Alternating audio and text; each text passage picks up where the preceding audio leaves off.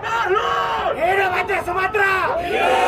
Maka dengan demikian, dengan rasa hormat kita kepada bantuan-bantuan yang telah ada, segera Presiden Prabowo tahu diri, segera Presiden Prabowo sadar diri, buka Aceh dan Sumatera Utara dan Sumatera Barat untuk dibantu oleh dunia.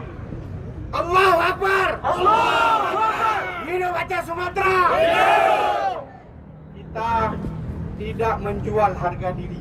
Yang menjual harga diri mereka yang perusahaannya bekerja sama dengan Rothschild.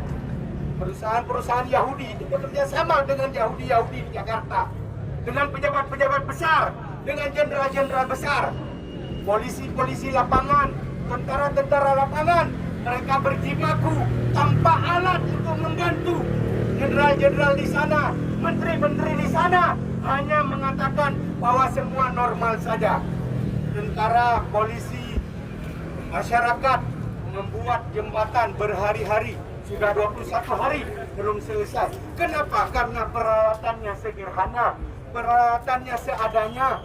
Kita tidak menyalahkan yang bekerja di lapangan, kita menyalahkan mereka-mereka yang mampu menggerakkan kekuatan dunia, yang bisa menampilkan pesawat, helikopter, hoover dikala